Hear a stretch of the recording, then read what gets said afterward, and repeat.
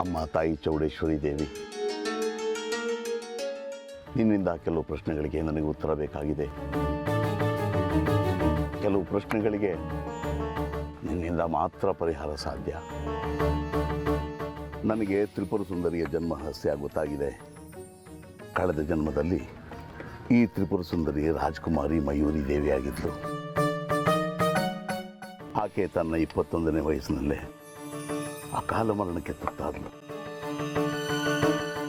ಅದು ಕೂಡ ಆ ಮಹಾತಾಯಿಯ ಹೃದಯ ಕಳಶವಾಗಿದ್ದ ಶ್ರೀಚಕ್ರದ ರಕ್ಷಣೆಗೆ ನಿಂತು ಹೋರಾಟ ಮಾಡ್ತಾ ದುಷ್ಟರ ಸಂಚಿಕೆ ಬಲಿಯಾಗಿ ತನ್ನ ಪ್ರಾಣವನ್ನೇ ಕಳ್ಕೊಂಡ್ಳು. ಪ್ರಾಣ ಹೋಗೋಕ್ಕೆ ಮುಂಚೆ ನಿನ್ನ ಶ್ರೀಚಕ್ರದ ರಕ್ಷಣೆಗೆ ನಿಂತರು. ನಿನ್ನ ಶತ್ರುಗಳೇ ನನ್ನನ್ನು ಕೊಲ್ತಿದ್ರು. ನೀನು ಮಾತ್ರ ಸುಮ್ಮನೆ ಇದೆಯಲ್ಲ ಅನ್ನೋ ಕೋಪಕ್ಕೆ ನಿನ್ನ ಮುಂದೆ ಶಪಥ ಮಾಡಿದ್ಲು. ನನಗೆ ಮುಂದಿನ ಜನ್ಮ ಅಂತ ಒಂದಿದ್ರೆ ನಾನು ನಿನ್ನ ಶತ್ರುವಾಗಿ ಹುಟ್ತೀನಿ ಅಂತ ಘೋಷಣೆ ಮಾಡಿ ತನ್ನ ಕೊನೆ ಉಸಿರು ಎಳೆದ್ಲು.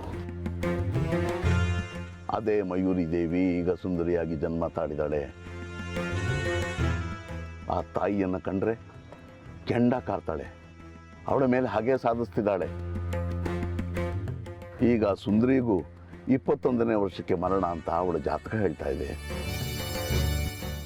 ಅದರ ವಿಚಾರವಾಗಿ ಪ್ರಶ್ನೆ ಕೇಳಬೇಕು ತಾಯಿ ಚೌಡೇಶ್ವರಿ. ನನಗೆ ಆಶೀರ್ವಾದ ಮಾಡಿ ನನ್ನ ಸಂದೇಹಗಳಿಗೆ ಪರಿಹಾರ ನೀಡು ತಾಯಿ.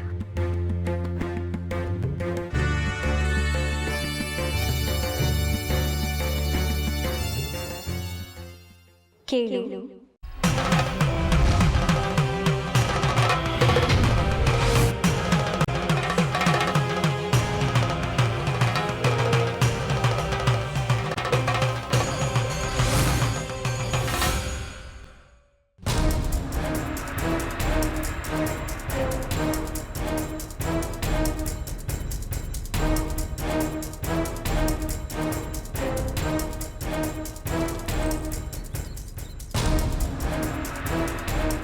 ಊಟಕ್ಕೆ ಬರೋದು ಬಿಟ್ಟು ಏನು ಹುಡುಕ್ತಾ ಇದೆಯೇ?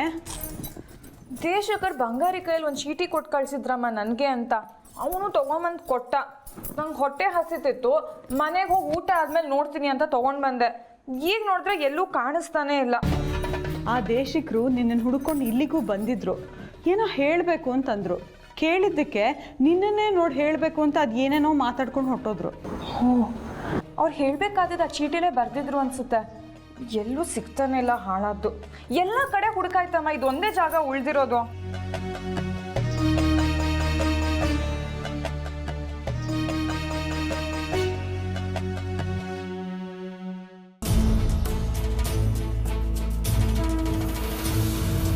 ತಾಯಿ ಚೌಡೇಶ್ವರಿ, ನೀನು ಸರ್ವಶಕ್ತೆ. ಹೀಗೆ ಕೇಳ್ತಿದ್ದೀನಿ ಅಂತ ಈ ಮಗನ ಮೇಲೆ ಕೋಪ ಮಾಡ್ಕೋಬೇಡ. ನನ್ನ ತಪ್ಪುಗಳನ್ನೆಲ್ಲ ಹೊಟ್ಟೆಗೆ ಹಾಕು. ಆ ಮಹಾತಾಯಿನೇ ತನ್ನ ಸ್ವಸಂಕಲ್ಪದಿಂದ ಸೃಷ್ಟಿ ಕೊಟ್ಟಿರೋ ಜನ್ಮ ಆ ತ್ರಿಪುರ ಸುಂದರಿದು. ಆದರೆ ಆ ಮಹಾತಾಯಿನೇ ಆಕೆಗೆ ಅಕಾಲ ಮರಣವನ್ನು ಯಾಕೆ ನಿರ್ಧರಿಸಿದಾಳೆ ತಾಯಿ? ಅದು ಅಕಾಲ ಮರಣ ಅಲ್ಲ.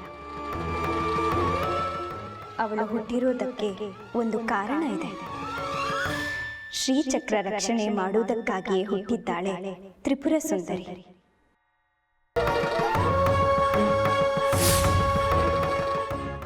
ಆ ಕರ್ತವ್ಯವನ್ನು ಮುಗಿಸಿದ ಕೂಡಲೇ ಸುಂದರಿಯ ಜನ್ಮ ಉದ್ದೇಶ ಮುಕ್ತಾಯವಾಗುತ್ತೆ. ಅವಳ ಈ ಜನ್ಮ ಯಾತ್ರೆ ಕೊನೆಯಾಗಿ ಅವಳ ಆತ್ಮ ನೇರವಾಗಿ ಆ ಮಹಾದೇವಿಯ ಚರಣಗಳಲ್ಲಿ ಲೀನವಾಗುತ್ತೆ.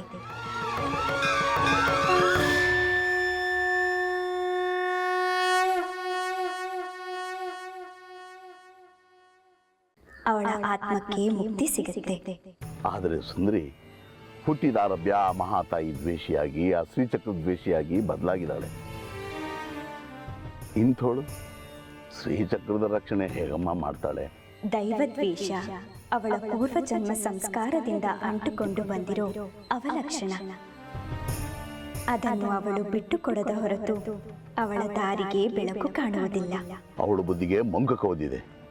ಆ ಮಹಾತಾಯಿನ ನಿಂದನೆ ಮಾಡೋದು ಅಂದರೆ ಅವಳು ಕೇಡಗಾಲ ಅಲ್ಲದೆ ಇನ್ನೇನು? ಆ ಮಹಾತಾಯಿ ಅವಳಿಗೆ ಸದ್ಬುದ್ಧಿ ಕೊಟ್ಟು ಅವಳನ್ನು ದೈವಭಕ್ತಿಯಾಗಿ ಯಾಕೆ ಮಾರ್ಪಾಟು ಮಾಡ್ತಿಲ್ಲ?